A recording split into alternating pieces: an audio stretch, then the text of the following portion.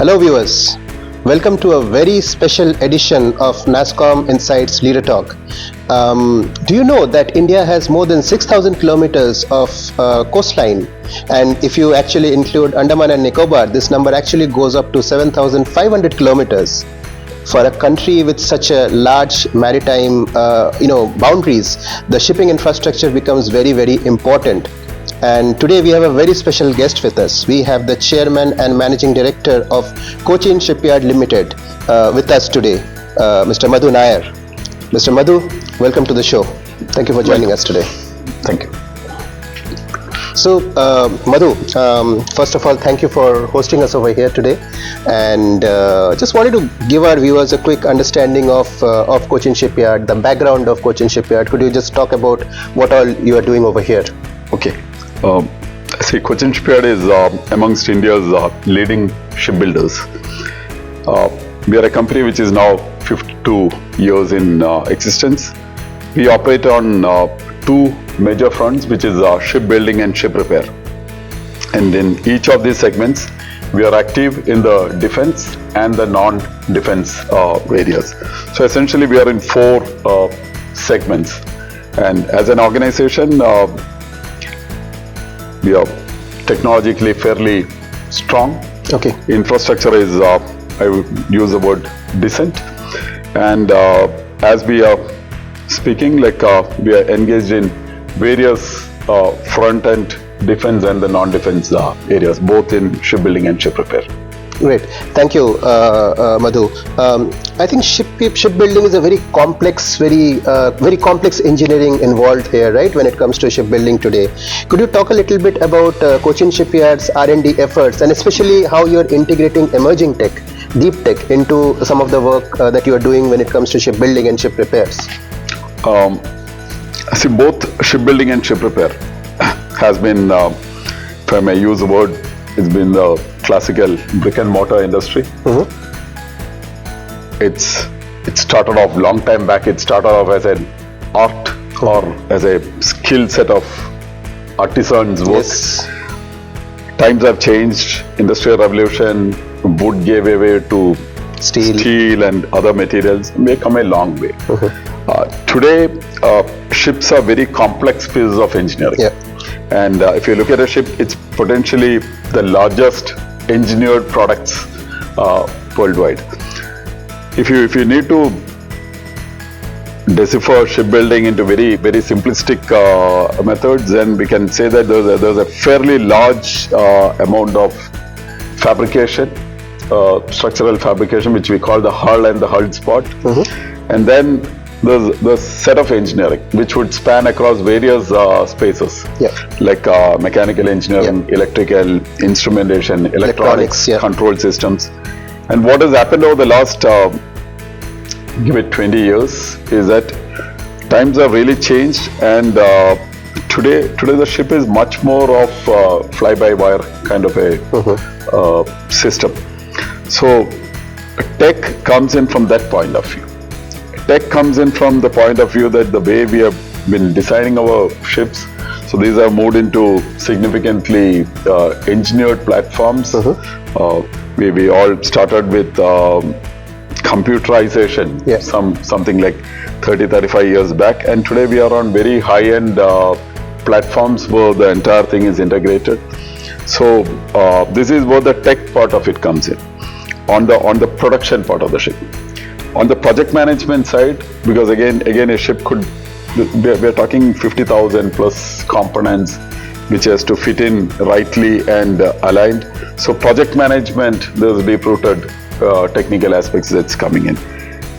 Core engineering, because of network-centric systems and connected systems, there's a lot of engineering coming in. From a point of view of Cochin Shipyard, let's be very clear, we have not been leading this space from a global point of view. India is nothing compared with the best in class. China and Korea. Potentially technology-wise, Europe is there. Technology-wise, Japan, Korea, China. So Europe is still strong on technology, traditional forte. production point of view, yes, right now it's China, Korea, Japan in that order. It used to be Japan, Korea, China, but the ships we built are some of the finest in the world. That there's no doubt about that.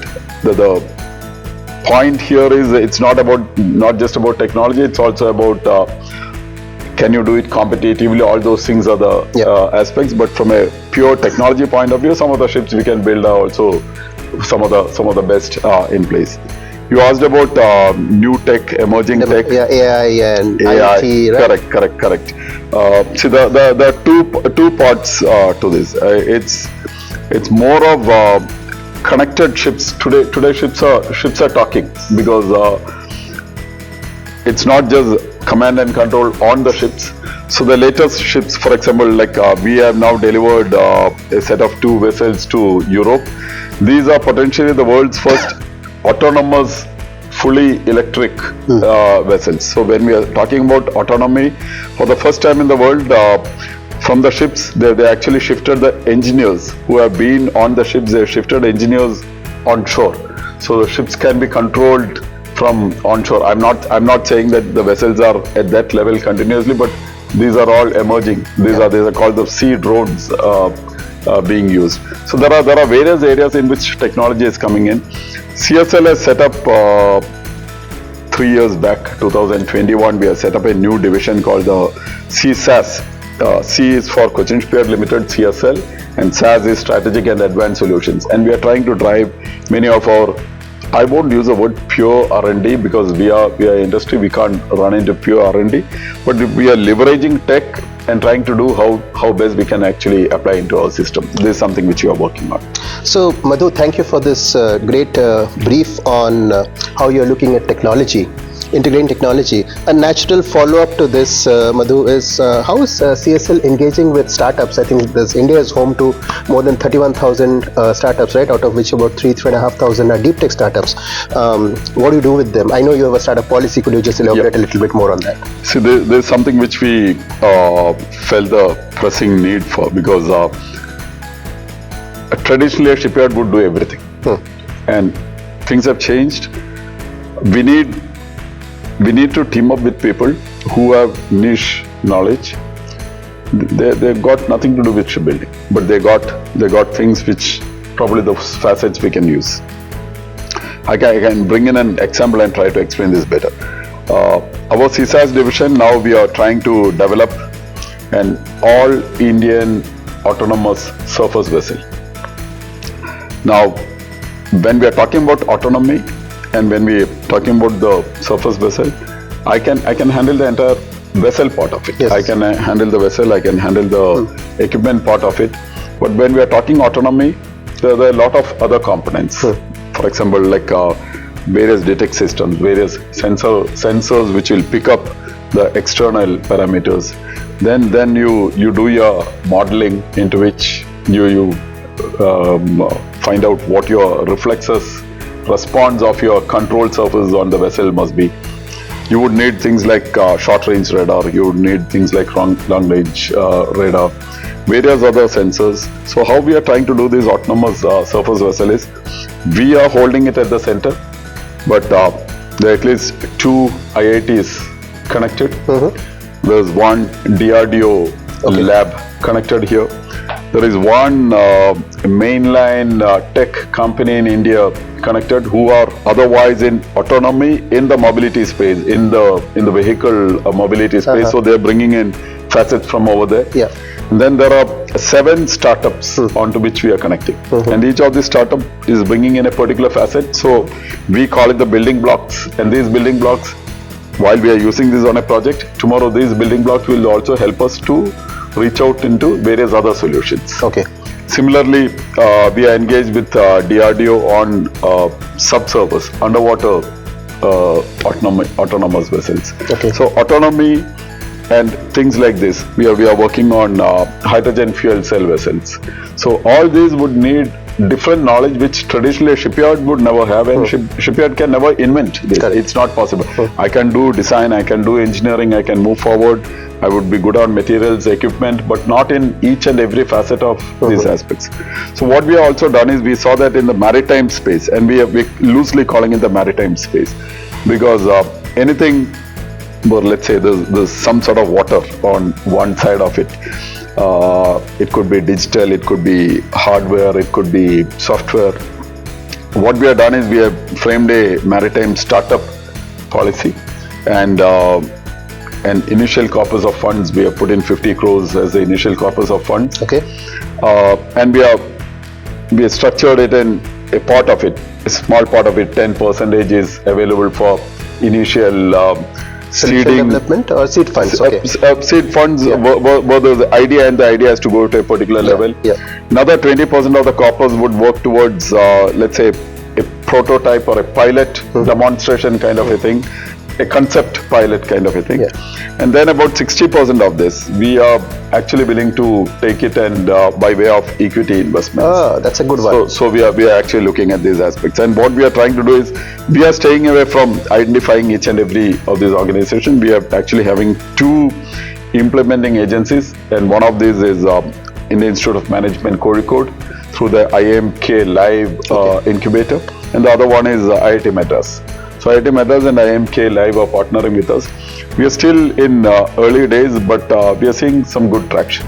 We have not yet landed ourselves in any equity investments till now, but then there are few on which we have funded pilot projects, and hopefully we should be moving forward on this. But it looks exciting. So for your 50 crores, 5 crores is for your seed fund, 10 crores is for your POC development, and 30 crores is for equity investment. So that's how you break it up. Correct. And we are willing to put in more money. Money, as we are speaking, should not be a constraint if we are seeing the right opportunities over there. And we definitely are seeing some very good. I think it's a very progressive view when it comes to working with startups. We feel we are seeing some good people out there. Thank you. Yeah. Okay, so Madhu, thank you for giving a great idea about your startup engagement, which brings me to the next question, Madhu. For a business as complex as yours, talent becomes the most important criteria, right? So how are you looking at creating an institution with top quality talent? How are you ensuring they grow? What's your inclusion practices looking like? Could you talk about your overall talent management strategy over here? See, roughly you can divide our people into three different categories. We have the engineers, the executives, the professionals, one level. We have a mid-level supervisors. This could also be the younger executives and a set of senior workmen. And then at the working level, we have a lot of workers. We call them employees at various skill sets and various trades. Each of these are very important, and how we knit this together becomes very important. If it's professionals, engineers, professionals like chartered accountants, cost accountants, legal team, we have a method where we pick up people as executive trainees, largely fresh out of college, and then we train them, because we feel this is a slightly different industry. It's not easy to move laterally, but largely, including people like me, we have started in this company as executive trainees, and then we build up. So there's a lot of ownership and passion within the system, and then you take them through the rounds in various disciplines, and then build up your project managers and the leadership pool.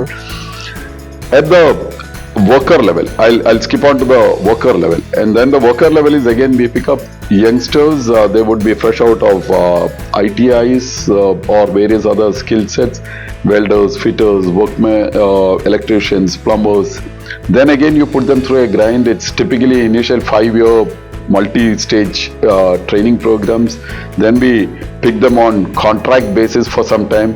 From amongst that pool, then we pick them further as permanent employees, and in between this is the supervisors. As we move forward, many of these workmen who have gone through the grind, who understands the nitty-gritty of it, they go on and become supervisors. We also do a lot of lateral recruitment these days, because growth in the industry and our own growth has been much more And stronger. this is in the tech roles or engineering in Both, general? both. All the roles we have been Yeah. doing lateral also.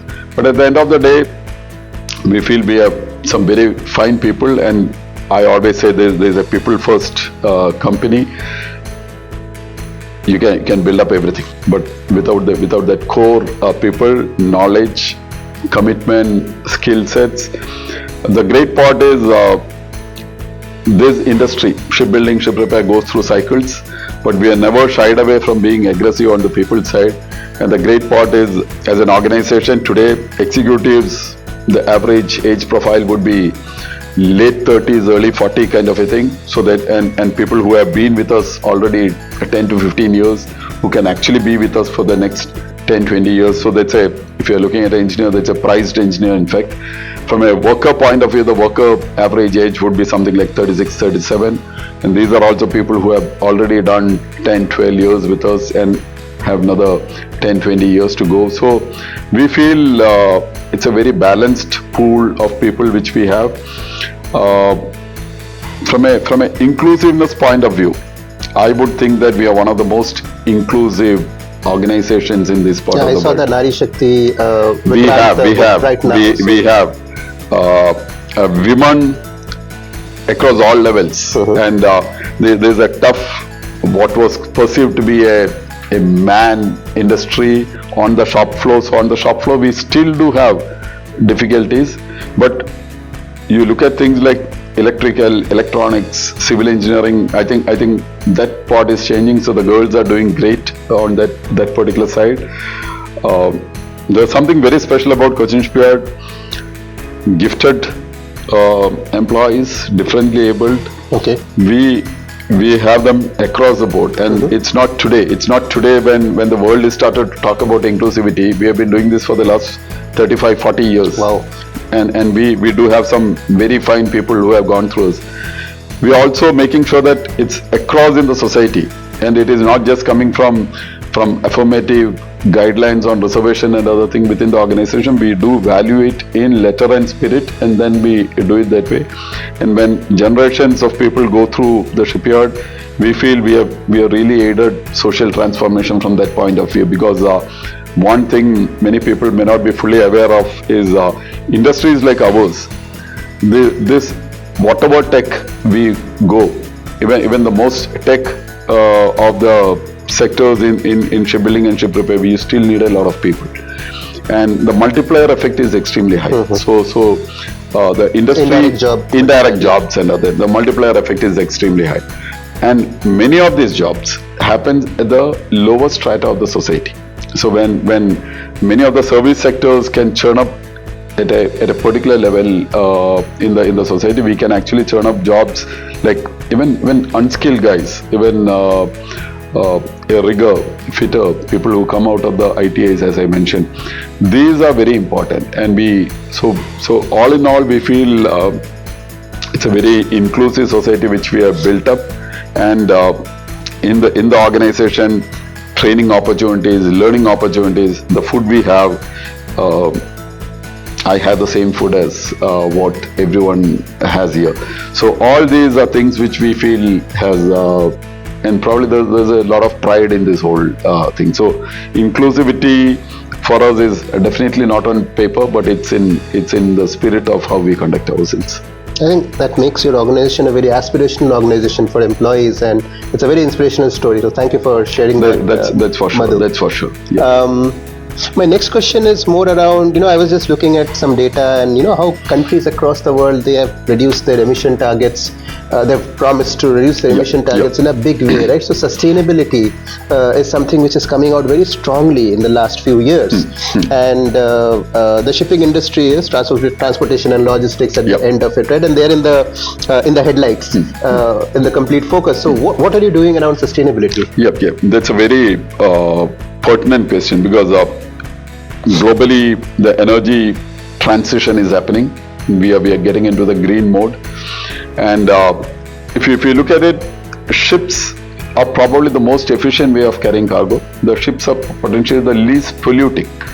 So from that point of view, why is shipping being treated with high level of impetus in this green transition. That's because ships are big and ships can emit.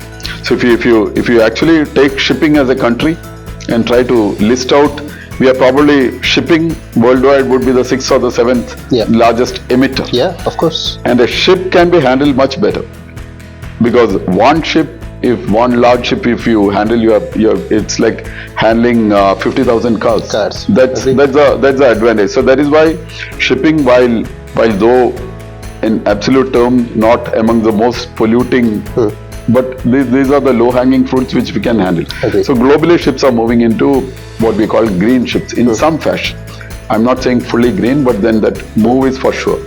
Cochin Shipyard is privileged that because of our work in West Europe over the last almost 20 years, we have really gotten onto this green ship circuit in Europe. And as I mentioned, the earlier autonomous electric vessel, the vessels we are doing for the Cochin Water Metro, we are building a vessel with green methanol as fuel. We are building a set of container vessels for a European client, which is with hydrogen fuel cells. Oh, okay. So all this we are doing. We have created India's first hydrogen fuel cell vessel, and we are still driving those things forward. So there's a lot of green impetus which we are driving on the products and solutions. We are also looking at something for our own organization. We are already significantly rooftop solar and other things we have moved in, but we have set out targets in the next 18 to 24 months. We'll go fully green. So Cochin Shipyard, about 20 megawatt of power, and the thing is like we will be installing a few wind turbines in Palakkad area and then billing it out. So we'll go fully green. We have put in a lot of effort, and it's not just green, it's an entire gamut of ESG. And I'm happy to say that we are probably the first Indian shipping sector company to go through the CII Greenco framework. We were certified as Greenco Silver, and we have been upgraded now most recently into a Greenco Gold. So we are CII Greenco Gold. This must be looked at in the context of an industry like ours. As I said, brick and mortar shipbuilding, ship repair industry trying to get certified under the Greenco gold certification. Has just set in motion processes. Over the last 2 years, we have been strongly reporting ESG framework figures, but then we have decided to encompass ESG into all facets of what we are doing, and again, not just for a document point of view or from a statutory point of view, but really try to embed ESG into whatever we do in all businesses and in all walks of our personal life. Also, we are trying to embed ESG into the system. Great. I would love to see more flex-fuel ships in the world. So thank you for sharing that. My last question to you, Madhu, what's your vision for the future of Cochin Shipyard, and in general, how do you see the shipping industry, kind of evolving in the next 5 to 6 years? Your thoughts, please. That's a very passionate question for me, because if you look at India and shipbuilding, we are nothing. We are less than 1% of the world. That's because this industry is so clannish that 3 countries occupy almost 85% plus. But having said that, we have set a bold vision. As a country, we have set a bold vision, and I'm very happy that Cochin Shipyard has played our part in potentially that country also setting that vision. The vision is by 2047, what we are talking of Amrit Kal. By 2047, India at 100 years from our independence, we should be in the top 5 nations in the world from shipbuilding and ship repair point of view. And this come right from the top. And today we are what? Number 10, 12? Oh, we are somewhere around 14, 15 in the world. 14, 15 in the world. Okay. Advantages would be, as I said, there's a great churn up. Economic multiplier is around 2.5. Labor employment multiple in different spaces would be 2.5 to 6 times. And the kind of the world has used shipbuilding, ship repair as a multiplier. Japan post World War used shipbuilding to multiply, and I always say companies like Mitsubishi, Hitachi, Toshiba, they're all shipbuilders, and companies in Korea like Samsung, Daewoo, Hyundai, which we feel are technology, engineering companies, they're all shipbuilders. The chaebols, they do everything for shipbuilding. So they all started with shipbuilding, turned around the industry. So this is something which we feel India will move forward. What we are now targeting is a big country, potentially the third largest economy in the world shortly. We have a lot of cargo in the country. We have a lot of requirements. So the whole thought process is propping up shipping, and with shipping, shipbuilding and ship repair. And there's a lot of effort we are doing in that direction. For Cochin Shipyard Limited, we feel this opportunity is great and real, and we would like to leverage it to the maximum. But a strong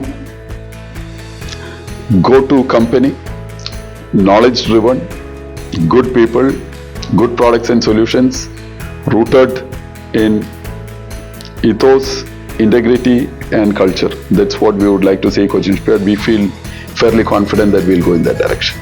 Thank you, Madhu. Thank you. And viewers, I hope you enjoyed this discussion, candid discussion. There's a lot of good things coming out from Cochin Shipyard's way, so keep looking for it. Thank you.